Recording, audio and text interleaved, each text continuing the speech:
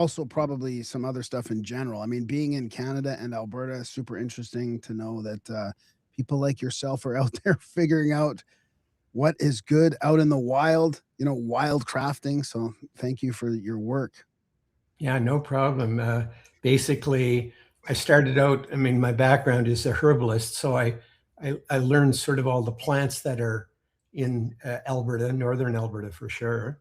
And then I went on to discover mushrooms and did work on medicinal mushrooms. And then that led me more recently to lichens and ferns and mosses and things of that nature. So the moss medicine is the third book on this series. All right. Fern pharmacy before that, and medicinal lichens. Yeah. Yeah, nice. Well, I mean, because I often think, I hope somebody is preserving all this ancient wisdom, and because everything becomes so pharmacized, where we're all, we're taking we get to this point where in modern medicine, and we don't realize how much there was before that can help us. So it's awesome to know that people like you are out there, like cataloging it all and researching it all and preserving all this ancient wisdom for everybody. Well, yeah. I mean, indigenous wisdom. I mean, it needs to be preserved. In Yeah. fact, I graduated with a Bachelor of Science in 1971 from the University of Alberta, and went to live up north on Lesser Slave Lake, and didn't know one plant in the forest, not one. Wow. After a bachelor degree, in botany. Yeah. And so I was fortunate enough to have a couple of Cree medicine people who lived in the neighborhood, and started learning from them. And about 35 years later, Dr. David Young and I, along with Russell Willier, we put out a book called A Cree Healer and His Medicine Bundle, in which he shared his oral 10th generation oral memory of a medicine bundle with herbs that are for particular health conditions. And thank goodness he felt comfortable enough with the two of us to preserve that knowledge, or it would be lost forever. He passed Yes. a few years ago, so that was Wow. fortunate. Yeah. That's Yeah. exactly what I'm talking about. That's a great example. 10th generation, and somebody's finally writing it down. Not that there's anything wrong with the oral traditions and all, but I mean, this is, what happens is we end up losing it. Well, yeah, he's gone, and none of his sons wanted to carry on the work. Right. So basically, that would have been the end of it, which would have been most unfortunate. Yeah, yeah, yeah. So all this is going on in Alberta and BC. So when you did your moss medicine book, because you've written 60 books, you've been looking at this for 50 years, look at all this stuff for 50 years. What was it like doing your moss one and working with the indigenous for the moss book? Well, that was pretty interesting. I mean, I knew little bits, particularly out of the Cree tradition. But there's about 14,000 moss species around the world. And what's interesting, I think, is when most people go on a walk, the first thing that they probably start looking and cluing into are trees. Their trees are pretty distinct and different. And then if a plant is in flower, of course, they start to learn a little bit about what the flower looks like, what a rose looks like, et cetera, et cetera. But basically, the rest for most people is just this green curtain where you have no idea what it is until you get really down on your knees with a little hand lens. A lot of these plants, particularly the mosses, are indistinguishable. And so one of the challenges of this was to put a book together that not only had some great information to pass on from the oral tradition of Indigenous, but also pictures so that people could actually go out and try to identify them for themselves, and then some of the different things that were useful for. Yeah. And how do you pronounce that word? What are they called? Bryophytes?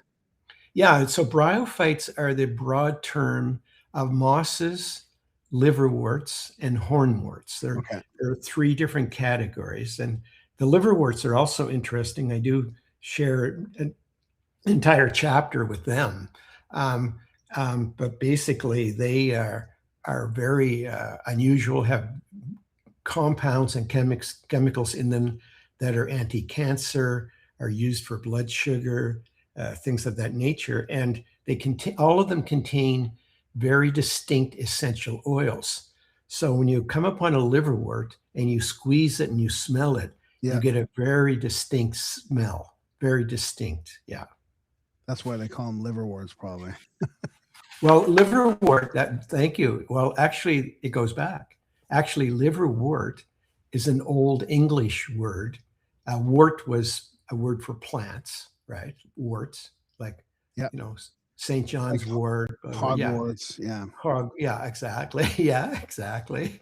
And the use of liver was because the shape of one of the liverworts looked like a human liver, and so it was therefore in the doctrine of signatures, because of its shape, it was used for liver function, and it so happens that it actually did work quite well. Yeah, that's sympathetic sort of what they call that a sympathy, right? Back in the old sort of magical terms. And is that really a thing, do you think? That some of these shape like from what you've Yeah, learned? partially. I think it was a way for people before, when it was just an oral tradition, for people to pass on some knowledge. For Yeah. example, dandelion has a yellow flower, and so yellow meaning it's related to the liver, right? Because you get jaundice if your liver is so you look Right. yellow, right? Yeah. And things like that, or red for the heart, or blue for the nerves, or something. And so not just flowers, but the shape of the leaf, things of that nature. And more often than not, it shows to be true. But you can carry it to ridiculous lengths, and sometimes it is beneficial, and sometimes it's better to check it out with the herbalist. Yeah, exactly. Yeah, yeah.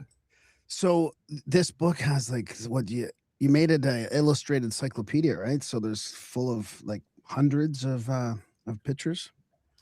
I would say there's hundreds. Yeah, Yeah. over 100 for sure. Yeah, Yeah. that's cool. Yeah, and I was very fortunate that I have friends who love photography, and three of them were more than willing to share their photographs with me, and so that was nice. They live mostly in Washington State, and well, other areas as well. One of them travels all over the world taking pictures of everything. And so I'm really indebted to them for helping to fill out and give pictures that help people identify the particular mosses. I also would think that if people who are interested in this subject, there are even better identification books on moss. But so this is a book about, how were they used traditionally? How are they useful in modern times? Like, how are we using them for natural medicine today? And so that's what the whole thing's about, really. Yeah. Well, was there anything that stood out to you that Western botany largely overlooked at all, or any eureka moments that plants that sort of hooked you through the process? Oh, yeah. Well, as you start doing the deep dive into research, you start to recognize that a lot of the traditional uses actually are backed up by modern pharmacology. That the chemistry of those particular mosses or liverworts, they actually were compounds in there that did actually have active, physiological activity. Exactly. Yeah, yeah, yeah, yeah. Interesting. Yeah. Yeah. And is there anything that Western botany overlooked? Pardon me. Darren, we're excellent. You came in. Okay. Welcome. Darren, this is Robert. Darren. You're getting a little feedback there. Yeah. And now it says I can't change it while recording. Oh, that's interesting. Oh, now Is it's it- good. Oh, no. Is it gone? Is it back? Maybe I can do something. Here, let me try echo cancellation. Oh, can't change while recording. Here. That's not good. That's not good. Maybe So, can you mute yourself? yeah, I'll just mute. Let me see what that does. Check, testing. Okay, that's fixed it. That's fixed it for now. So yeah, so Robert, Darren's here late. Sorry, nice that you guys can meet each other. Hi, Darren. Yeah. And what I was trying to ask you is, did Western botany, did you find anything that Western botany kind of largely overlooked? Yeah, absolutely. Mosses, because they're under feet and they don't really have distinguishing kind of characteristics. Very often people are walking on them all over the forest and they don't even recognize, the subtleties of how they're all different, how they're all different, have been traditionally used for different purposes. I mean, in many parts of the world, particularly like the Cree in northern Alberta, for example, and Saskatchewan, they would actually build moss houses, and these were little lean-tos in the spruce forests, where they would gather moss, particularly types of Peat gather moss. moss, particularly.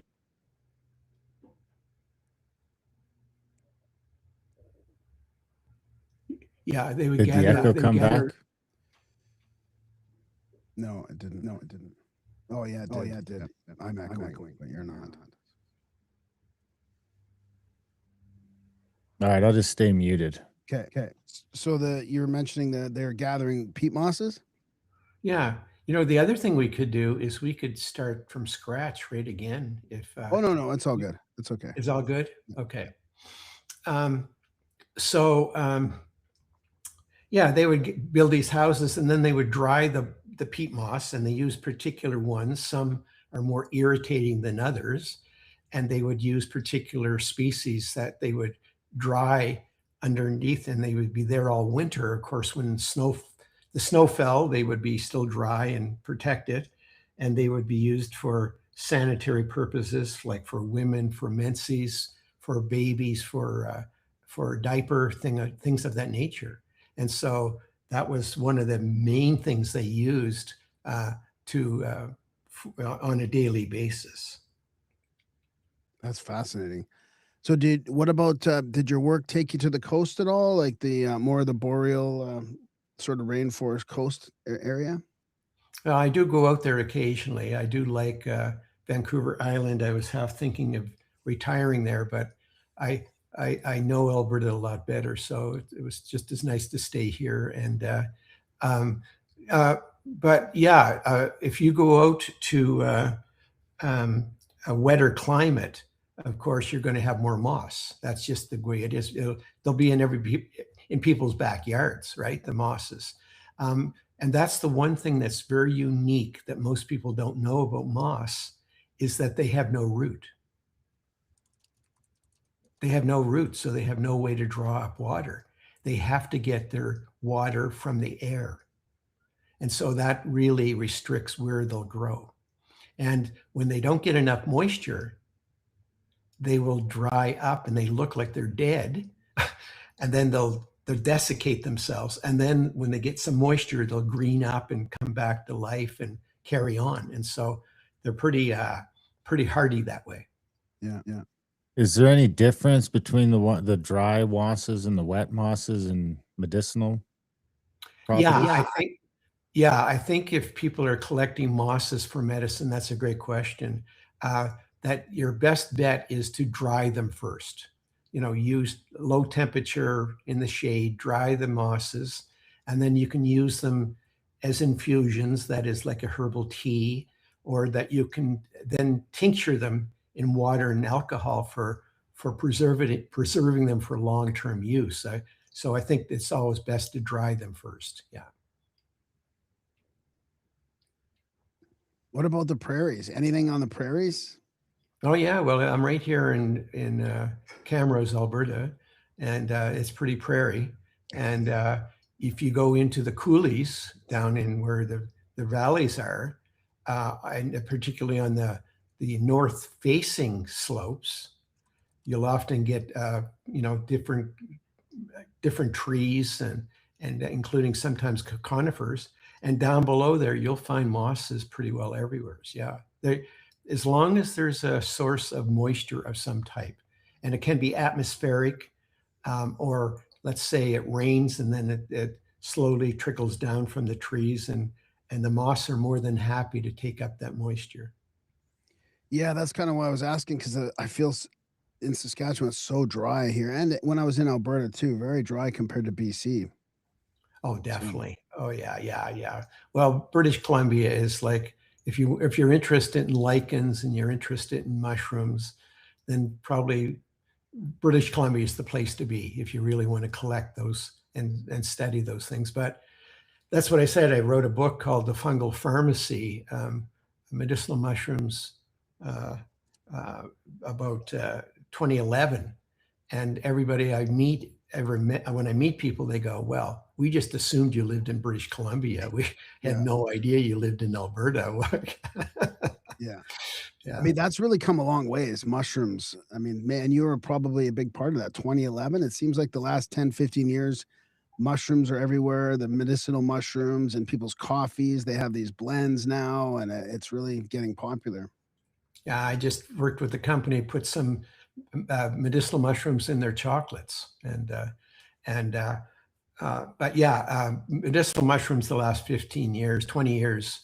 I started my work about back in the early 2004. I put out a little book. Um, and then 2011, a bigger book, which has really got me around the world, actually, which is very fortunate. But the idea of people eating mushrooms, taking supplements on a daily basis, that market's growing 9% a year and Wow. has for the last decade. Wow. So, it's like in North America, I think it's like a $35 billion industry and projected to be double that in the next 5 years. So, yeah, so people are tuning into mushrooms for sure. Is that strictly like medicinal mushrooms of like the non-psychedelic variety, or are you starting to see the psychedelic sort of treatments and stuff come up with that as well? Well, yeah, I have helped some companies that wanted to get into that particular sphere, but until there's basically a different governmental regulation, that probably is stalled out. I mean, the reality is, you for psilocybin mushrooms, you can grow enough for Canada in a very small warehouse. You don't need big facilities for that, and it will come. It's just a matter. In fact, there's a company out of British Columbia that were very prime in putting together the legislative legalese that forced the federal government to legalize cannabis. And they've taken that exact document, and all they did is they took out cannabis and put in psilocybin. It is the word change, and that's moving its way through the court system as we speak. So it will happen for sure. That's good to hear because it seemed like it was gaining traction and then it seemed like it got snagged up again. I mean, there was a time when we were predicting it might have even happened at the same time or before cannabis. I mean, you had some of those states, especially, really starting to venture into that kind of stuff. And it's sort of come out of the taboo and people going, it's just like there's websites, click on it to go to South America to do ayahuasca and all these sorts of things. And it's like, well, how long can the West just ignore this stuff? Right, right, right. Yeah, I totally agree with you. I think the difference is that a lot of the people who got initially into cannabis and then they, you know, um, had a huge amount of shares and then they sold out, the CEOs especially, as the cannabis industry got too big. Um, they moved a lot of their money into growing mushrooms and without realizing that it's going to take longer. And so there are people sitting out there with warehouses that are totally empty, unfortunately. Yeah, but it'll come. It'll come. Which is the medicinal or mushrooms, do they have a lot more medicinal? Because you hear a lot about mushrooms, right? They're magic, they're aliens, they're like there's all these sort of weird metaphysical sort of levels to mushrooms. Is moss sort of the same way, or which one is more medicinal? Because moss is sort of overlooked, right? You don't hear a lot of people talking about, a little bit, but definitely not as prevalent as mushrooms are in the zeitgeist. No. The Moss book is really a primer, I think, for introducing people to the medicinal aspects of it, of the bryophytes as a whole. I think it's been largely ignored even by herbalists, and so this book is really hoping to introduce people to do further research, to look into them further. I do talk about some of the major ones that are used today, but it still is a matter of people getting used to the idea. I mean, mushrooms are easy, and in a lot of ways, they are easy to grow, and some of them are incredibly beneficial. They started out. A lot of the industry started out in Asia, China, Japan, et cetera. But now in North America, there's a lot of companies producing high quality, factory, organic medicinal mushrooms for the market. And that's going to keep getting bigger. Absolutely. Yeah. Where do store mushrooms sort of fit in on that scale? Like the stuff you get at the store, even if you get the organic ones, are those any good? Just the supermarket mushrooms? Absolutely. You bring up a good point. Never ever buy mushrooms in the store that are not organic. That is, there's still some companies that believe they cannot produce button mushrooms, the white and brown ones that you see in the grocery store, that they believe that, you can't grow those organically. Well, do I want fungicides in my mushrooms? I don't think so. So for example, button mushrooms, which are the crimini, the portobello, the great big ones that they charge extra for that are mature, all of those are the same mushroom. And they are very beneficial for cholesterol, reducing cholesterol, reducing blood sugar. And we're talking about human clinical trials. So, button mushrooms also contain something called an aromatase inhibitor, which actually restricts the growth of breast cancer cells. They did a study 30 years ago, maybe, in California, where women with breast cancer were introduced to button mushrooms, or one group, and then they were introduced, and a certain percentage of benefit, and then they were introduced to green tea, a certain benefit as well, and then they combined them. They combined a diet with button mushrooms and green tea, and it had the highest efficacy. Almost 92% of people who took this were, quote, cured, unquote, cured of their breast cancers. So Does that include all the button mushrooms you mentioned? Because you said the portobello. Does it have to be the little ones, or can it be the portobellos? No, it can be all of them. They all contain the same compounds, right? They're all very useful. And they also, you can also increase your vitamin D content. You can take those mushrooms from the store, and you take them home, turn them upside down, gill side up, and expose them to sunlight, and you can triple or quadruple your vitamin D content. And it's very interesting to note, particularly people in northern climates are very deficient of vitamin D, which is a very important, I would say it's more than a vitamin, it's actually a prohormone. And so, yeah, you can increase your efficacy. And now in the stores, you go in, it used to be buttons only.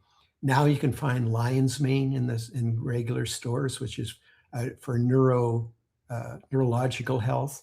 You can find shiitake, which are my favorite. If you're going to go vegan or vegetarian, shiitake mushroom is an excellent source of protein and fats and vitamins, as well as antiviral. Really good for preventing influenza, herpes virus. All kinds of viruses are susceptible to shiitake influence. So, and enoki, the little white ones that are grown in high carbon dioxide and low light. Those also, they did a epidemiological study in Japan on enoki quite a few years ago. They actually went around and found out what part of Japan has the lowest incidence of cancer. And they narrowed it down to this one little town, Nagano. They go, well, is it the water? Is it the air? Like, what is it that makes the low levels of all cancer is so low. And what they found is that people, this is where they were growing enoki mushrooms, and people were taking the extras home. And so they were eating more, the highest consumption of enokis in Japan, hence low levels of cancer. So there you go.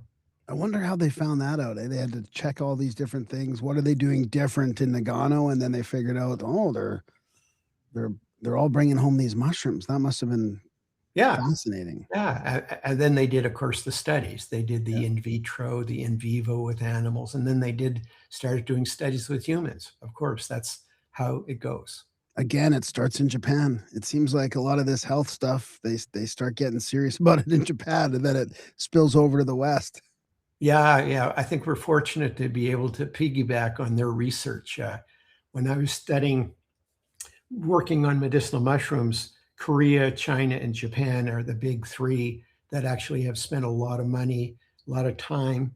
In fact, Japan, they spent, well, this is years ago, probably 20 years ago, they were spending at that time $3.2 billion in their healthcare system, which is universal like Canada, like quote free. I mean, it's not free. You pay for my taxes, but they were giving turkey tail mushrooms to people who had previously had colorectal cancer.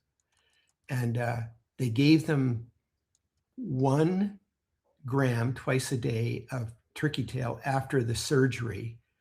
And those individuals, and they gave another group of a couple of hundred people placebo. The placebo people lived about 4.6 years after the surgery, this colorectal, where they cut out the cancer, resected up the bowel.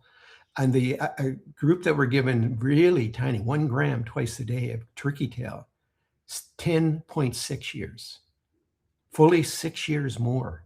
Wow. So they followed everybody till the end of their life. Well, I think that's a very valid study. I think that's the kind of thing that people should be aware of in oncology centers. When people go to be treated for cancer, they should be well informed about some of their options that are out there. And what about, I wonder how those mushrooms would have worked if they would have done it without going in and trying and cutting out first and doing chemo and whatever else they did along the way. I wonder if the mushrooms are more effective outside of a chemo environment or inside it. That's a great question. At the beginning of COVID, I had some time to do research. So I put together a book called Medicinal Mushrooms, The Human Clinical Trials. And I scoured through, because I would often have oncologists or other practitioners, biomedical practitioners, come to me after giving a talk and go, well, Robert, there's no proof they really work with humans, right? And so I wrote this book basically, and there's several hundred studies of varying types. Some are only a dozen people, some are thousands of people, where they're actually showing that as an adjunct, they work really well with chemotherapy or radiation for not only preventing the side effects associated with those therapies, but extending lifespan as well. And those are proven in clinical trials. One of the things you have to remember about mushrooms and why you should eat them, not every day, but often, is they also act preventatively.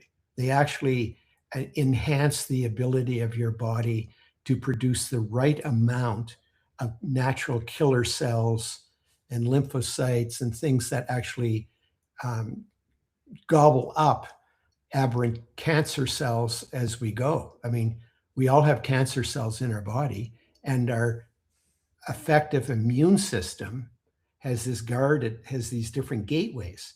And what mushrooms do is they protect people's immune system to not allow these aberrant cells to continue to grow.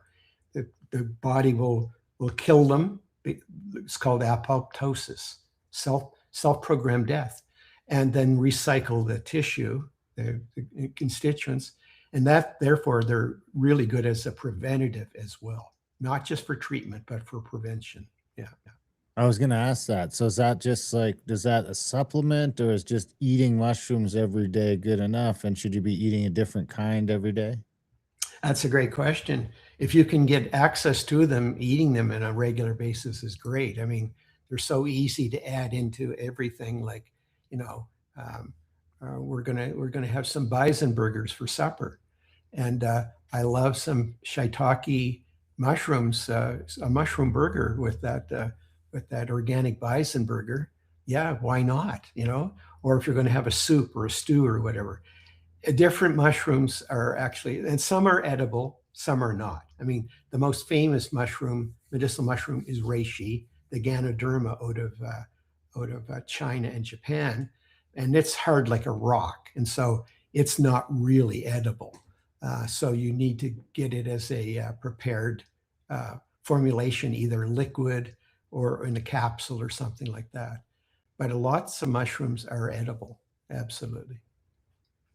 Have you seen that meme? That meme of the guy talking to the mushroom and he says, live humans eat dead mushrooms, and the mushrooms looking back at him saying, live mushrooms eat dead humans. Isn't that true?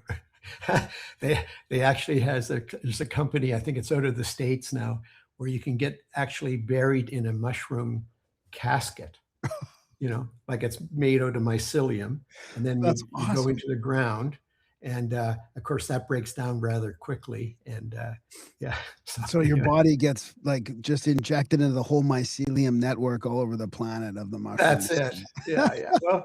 Yeah, well, that's it. I mean, basically, when people think mushroom, they think the fruiting body, which is the sexual organ, but the mycelium is under the ground all the time. It's just, it will pop on different years depending on when the conditions are right for sporulation, for helping extend their life. Yeah.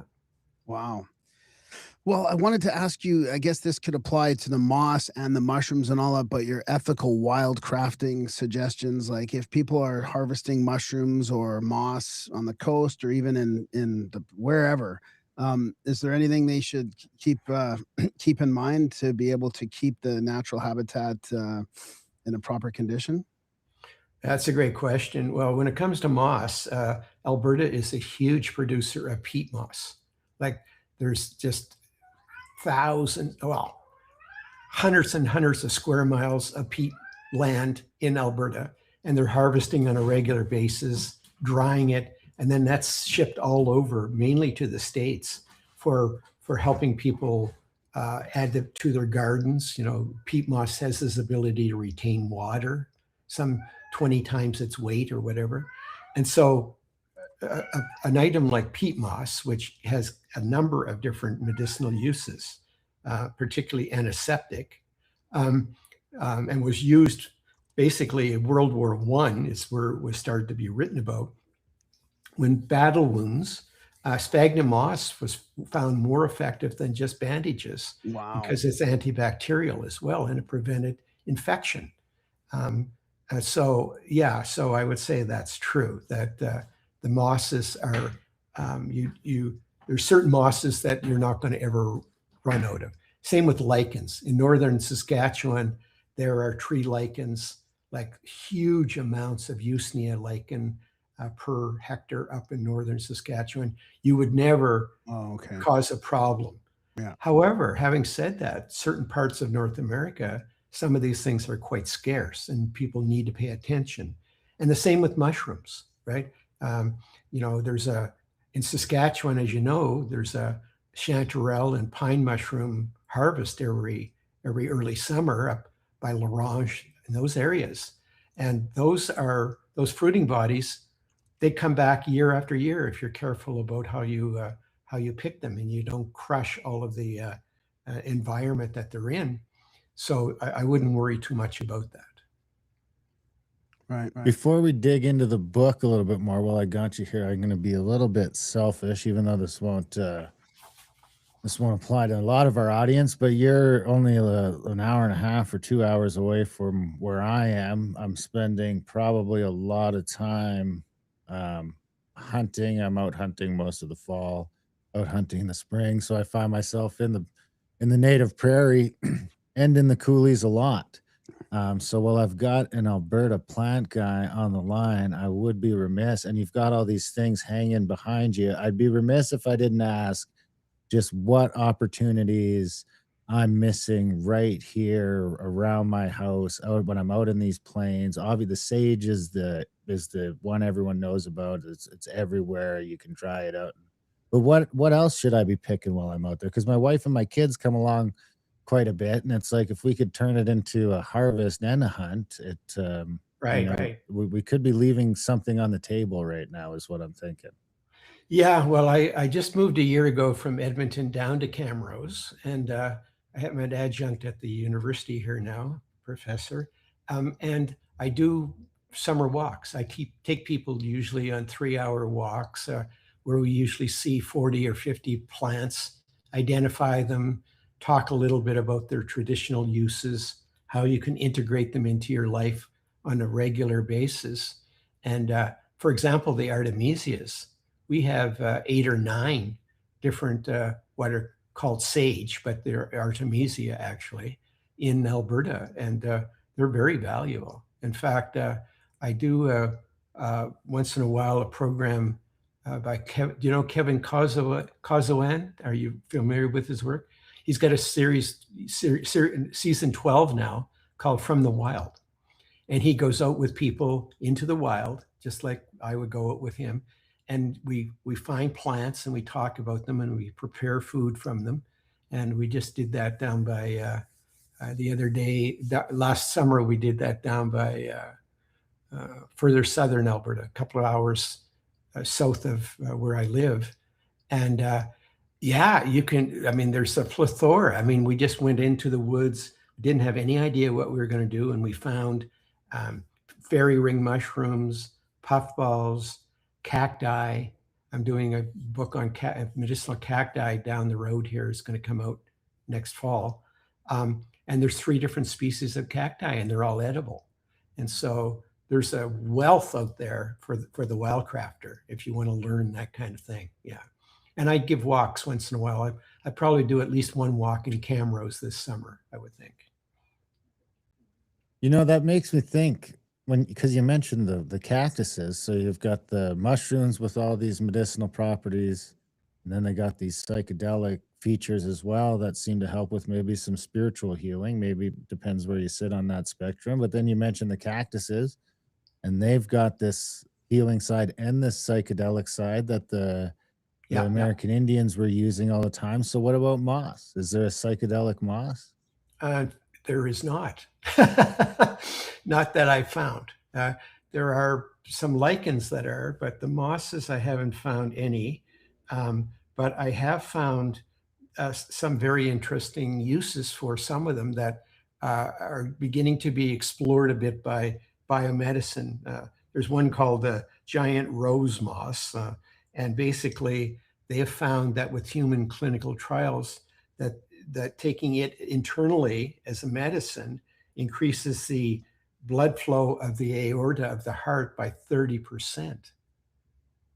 That's quite remarkable. And this other moss that I investigated quite a bit is bioreactor in Germany. They're growing it in a controlled setting, and what they found is constituent of it is very useful for a genetic predisposition called Fabry disease. That is, there's an enzyme deficiency at birth that doesn't allow people to break down fats properly. And this particular compound actually helps correct that deficiency. Think about that. It's correcting a DNA misprint. And so, yeah, there's lots. I mean, I go on for hundreds of pages. There's lots of uses of mosses. Yeah. Are they related? Is there any relation between the mushrooms and the mosses? I mean, they both seem to have some of the same sort of properties where they can grow sort of quickly. And you mentioned that the moss doesn't have the root, and sometimes the mushrooms, some types of mushrooms, especially the ones on the sides of the trees and stuff, they don't really seem to have roots either. Well, the ones that are, they're not related. I'll straighten that out. But mushrooms that grow on trees, usually what we call polypores, because they have pores rather than gills, and they're usually quite firm, right? The ones on the trees. Their mycelium is all through the tree itself, right down to the roots. So you don't see the mycelium, but it's there for sure. Yeah, yeah. And those are some of my favorites. In fact, all the one that or several that I really love. I mean, red-belted conch, the Fomitopsis is a really common one in the forest. You'll find it on pine and spruce trees, just about everywhere. And it's a really warming, immune-enhancing kind of a mushroom. And you can make it either slicing it thin and decocting, making it into a tea, or you can boil it and then do an alcohol, do an extraction with both water and alcohol. And you have a tincture that you can take on a regular basis for inflammation. That's the one thing about medicinal mushrooms, all of them. Not only do they enhance the immune system, modulate it, and that's a key word, but they also reduce inflammation. 100% of them do. And what it means by modulation is, let's say your immune system's not functioning optimally. It will bring it up to optimal levels, where, let us say you have an autoimmune condition. Let's say you have, rheumatoid arthritis in the fingers, let's say, for example. That's an overreaction where the immune system is attacking your own body. It will reduce that inflammation. Wow. So it'll go both directions. It's an immune modulator, these mushrooms. So they help to optimize your overall health. That's probably why they're becoming more and more popular. You mentioned the mycelium, which is always, it reminds me of Paul Stamets talking about how you've got these huge mycelium networks in the Pacific Northwest that are all sort of interconnected, and it's the largest sort of superorganism on Earth, this mycelium network, where all these mushrooms are, they're fungus, I guess, are connected. Are the mosses connected like that at all? Is there any sort of connection between, say, a peat moss? Is that just little individual plants, or is that like a superorganism as well? That's a great question. So the mosses themselves, they grow where they like it, where they want to. They don't have any roots. So one of the things you can do if you want to have moss in your yard is you basically can make like a moss milkshake. You take some moss, put it in a blender, whirl it up, and then just pour it over the rocks in your garden or whatever spot you want. And as long as there's enough moisture, they'll start to grow. There's no roots. And so mosses are very easy to propagate, and particularly in the right climate. Now, the hot, dry prairie, like July, August in the prairie, unless there's some shade, there's not much chance for moss to survive. But other than that, you can grow it wherever you like. Yeah.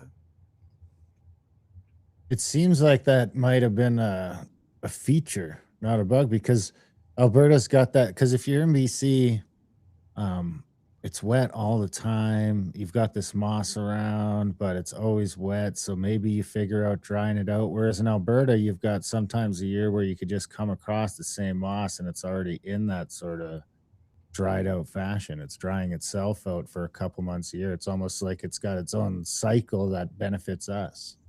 Yeah. Like the most common moss people know is sphagnum moss. And when you get into those areas, the moss actually exchange hydrogen ions right into the water and make it super acidic. And so that prevents anything else from growing there. And so sphagnum moss has created their own, microclimate, so to speak. And then that's why they're so antiseptic. They are incredibly acidic, and they prevent the growth of gram-negative and positive bacteria. And in fact, one of the reasons I wrote the book is that not only are some of the mosses adjuncts for chemotherapy, like I mentioned for mushrooms, but some of the mosses contain compounds that actually increase the efficacy of antibiotics that are for drug-resistant bacteria. I don't know if you know this, but hundreds of thousands of people die in North America every year because they have a bacterium that has infected them that there's no longer a treatment for.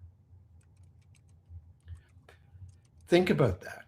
And one of the reasons is not that people are, it's true, some people are taking more antibiotics than they need. You don't need an antibiotic every time you get a flu. I mean, that's a viral thing. That's not bacterial. But 80% of the antibiotics that are produced in Canada are fed to animals, are fed to our cattle and our pigs and our chickens. This is ridiculous. And so this has created this antibiotic resistance in humans. Wow. So there are ways using mosses and ferns and lichens and mushrooms to help to overcome that drug resistance. So that's kind of exciting, I think. That's super exciting. I have a sort of a dumb question or a strange question, but if you're living in the rainforest, like on BC coast or something, and you've got, the moss starts gathering on all the roofs, and I think people think that's a bad thing, or it might seem like it's a bad thing. Is it a bad thing, or should you just leave the moss on the roofs? I mean, is the moss protecting your, like you said, with its own little microclimate? Is it protecting your house yeah, well, from moss? Yeah, I mean, we're all talking about CO2 sequestering, like worrying about how much carbon dioxide is going into the atmosphere. Moss sequesters CO2 way more efficiently than your regular pristine Kentucky bluegrass lawn. I mean, people are obsessed with these tidy little lawns that they never use. But what about the buildings themselves?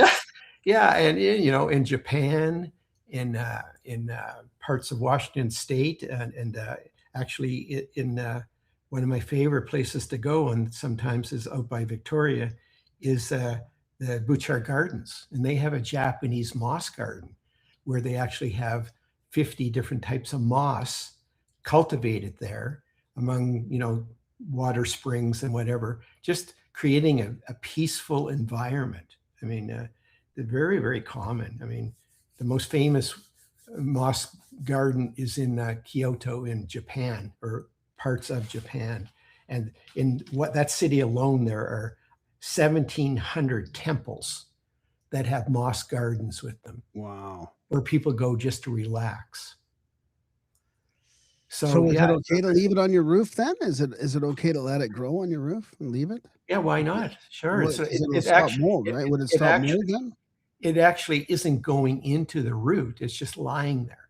Yeah. Right. It's not intruding into the tree itself, the root. It's just using it as a place to hang out. I mean, I've seen moss growing on iron railings, right? So they just hang out wherever they can find an environment that works. And do they eat mold? Do they eat mold? No, not that I know of. No. They do have. Now, having said that, that's an interesting question. The bryophytes, the liverworts, as we talked about earlier, they're a category in the bryophytes.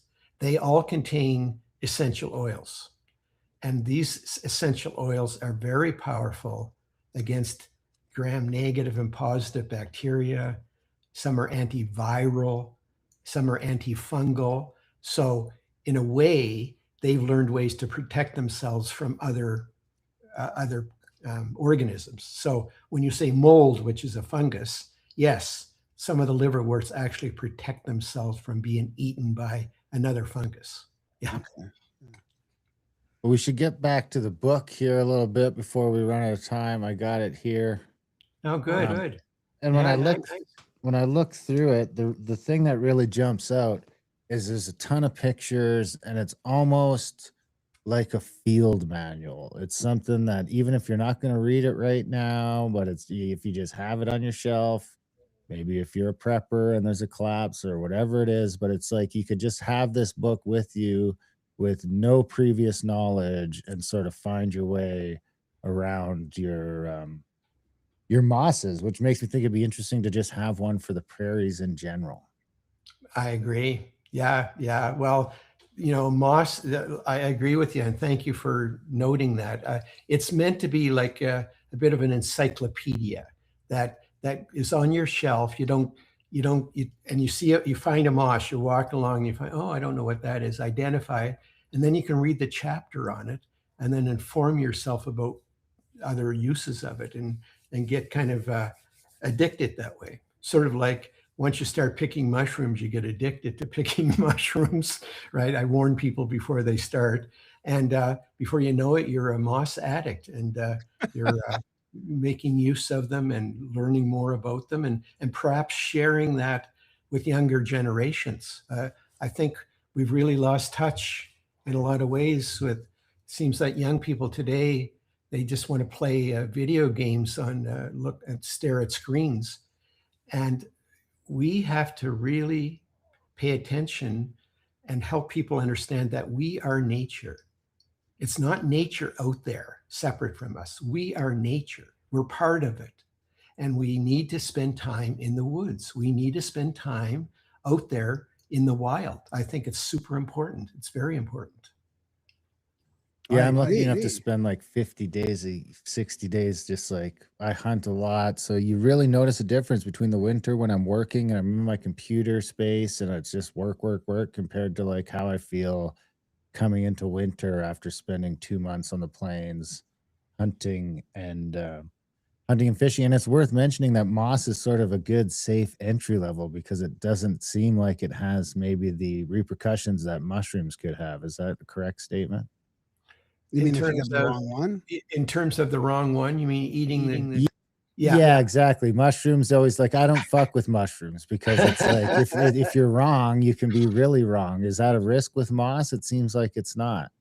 Yeah, there's very few ingredients in any of the mosses that are going to be, you're never going to ingest enough of them to kill you for sure. And there are several mushrooms in Alberta that will do you serious harm and kill you. Yeah. So, but there's only about 8 of them. So once you learn those 8 mushrooms, you just learn to stay away from those. That's the way to do it. That's the way to do it. Just really learn those 8. Yep. Yeah, you do. And And then then anything everything else. else is either inedible, some are just not edible. And then some are just are choice edibles. And the more, if you go out with somebody who's trained a bit, who knows a little bit about mushrooms, I often, in the early days, I used to go out with my friend Martin Osis, who knows mushrooms. He's been part of the Alberta Mycological Society like for 40 years. And we would find mushrooms, and then sometimes we have to key them out to identify them. But basically, once you've learned 6 or 8 mushrooms a year with some experts, go out on forays, pretty soon you know 50 edible mushrooms, and that's satisfying for most people. Yeah, That's yeah. the first thing people say, is it edible, right? That's, can I eat it? Yeah. And many of them you can, and many of them you can dry for later on. The fairy rings that are in people's lawns, those are a choice edible. Choice, not the stipe, which is wiry and firm, but the caps themselves. You just put them on a newspaper, dry them, and then you add a couple of those to a super stew, and the umami flavor is outstanding. Wow, okay. Just really delicious. Yeah. Hmm.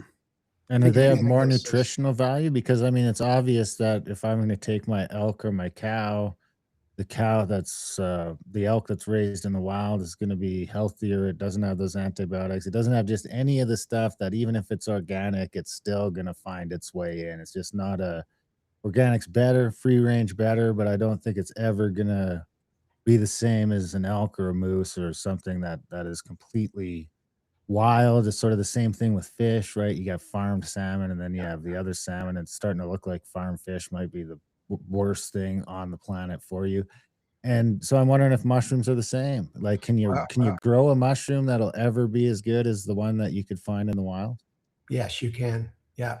People who do factory farming organically, those mushrooms are absolutely as good as anything that you find in the wild, and in some cases better, because mushrooms tend to be microaccumulators of heavy metals. And unless you know for sure that area is free of selenium or mercury or lead or whatever. You're better off getting something that was grown organically where you can actually see the content of lead. That's one of the reasons why things are changing. China used to produce over 90% of the mushrooms on the world for the world market. And that's really going on decline. And part of it is because even though, quote, they grow them organically certified in China, some of the product coming over is really high in heavy metals. You know, Wow. so, you know, be sensible. Like you mentioned, Paul Stamets earlier. Yeah, he produces mycelium products out of in Washington State, and we're now finding there's a big argument there's a big discussion out there about whether the fruiting body is better than the mycelium or vice versa or whatever. But you have to remember that the mycelium is the living body. You know, the only reason that fruiting bodies were the first thing to be talked about and discovered and researched is they're visible. You can see them. But we now have modern technology that allows us to grow on organic substrate all kinds of mushrooms, lion's mane and cordyceps and reishi and, you know, turkey tail, and all of these on organic substrate that is free from heavy metals, and those are great products. And research is showing that, for example, lion's mane in the last few years has become incredibly popular. Yep. And they found that both the fruiting body and the mycelium both contain compounds that are brain neuron growth factors. And so both of them are useful, not just one or the other. They're both useful. Yeah. Before we start to wrap up, Robert, is there anything that we missed? Anything we should have asked you that we didn't? No, you did a pretty good job. I hope you can edit out some of that stuff at the beginning. I assume you have an editing machine or something. Yeah. We No. usually keep it pretty casual and we don't edit a lot. So Okay. Well, fair enough. You know, but you know, I would say no, you did a good job. I can't really think of anything that I'd like to add. I would say that people who are interested in the subject, you might pick up a Moss Medicine book, and you can also, for those who are more in the wild like you are quite a bit of the time, you can also get an ebook of it as well, and you can put that on your phone, and then you can right there on the spot, rather than carrying a heavy book with you in the bush. Yeah. Robert Rogers, this has been. You don't have an app for that yet? Is there going to be an app for that, do you think, at some point? I don't really trust the apps. I really don't. No, the mushroom apps, the plant apps are highly ineffective by and large. Really? I wouldn't say that totally, but I wouldn't trust myself, actually. Let's put it that way. Okay. You wouldn't Go eat a away. mushroom that you scanned with the app. Is that what you're saying? Well, I would say, you know, I wouldn't bet my life on a identification of a mushroom on an app at this point. I'd rather know for myself. Somebody taught me and I know and I pass on. Yeah. And like I said, there's only about 8 in the prairies. So, you know, no problem. I was going to ask you just before we wrap it up. 8 on the prairies. Is there quite a few more on the coast? Does that only a couple more? Yeah, only a couple more. Okay. Yeah, there's not that many, maybe a dozen when I teach classes on Vancouver Island, and there's some of those that you have to be careful. And one of the things that's interesting is you can get the same genus of mushroom, and this one will have a certain, say, gray spores, yellow looking, and it's edible.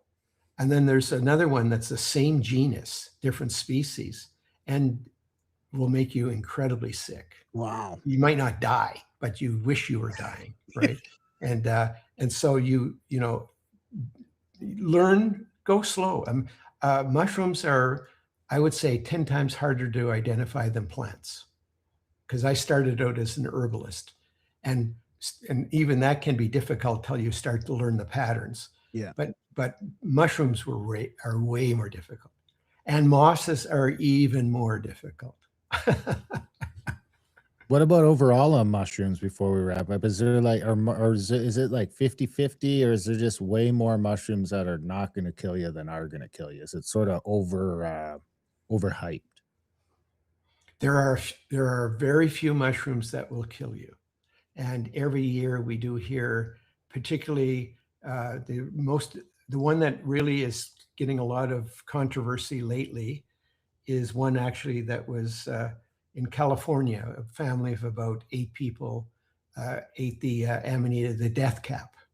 And when it comes up early, it looks like a little button mushroom, but it's got a vulva, and then later on it grows up pure white. And people, I think they were of Vietnamese descent, who were used to picking a certain mushroom where they lived there.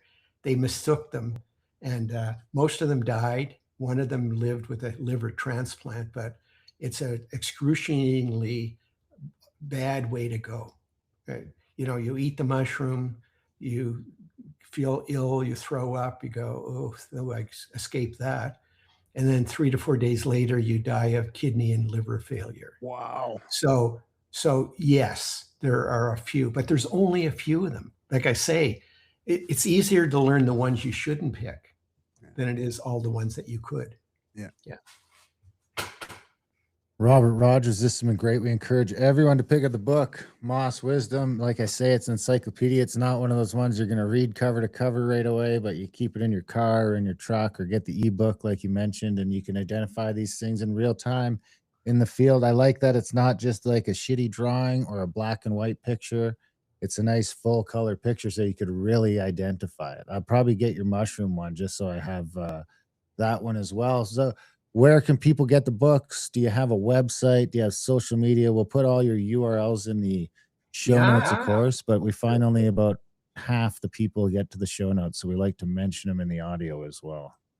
Well, I thank you for that. Fortunately, you guys are in Canada, which is really a pleasant change. Mostly I get interviewed by American podcasters, and I can't refer them to our website because we can't ship across the border easily. So in Canada, you go to our website. It's called www.self, S-E-L-F, H-E-A-L, selfhealdistributing.com. And you'll see my 65 books will be there. My wife's also an author. She's got a number of titles that interest you. But we also have their flower essences, mushroom essences, essential oils. So there's a plethora of things that people can check out if they go to the site. And also on there, when I do courses in the summer, I'll often listen. What you can go over to one of the downloads is courses, and I'll list where I'm doing walks this summer. I'm going to do a few. Yeah. Excellent. Robert Rogers, the book, Moss Medicine. We encourage everyone to pick it up. Thank you for coming on the show.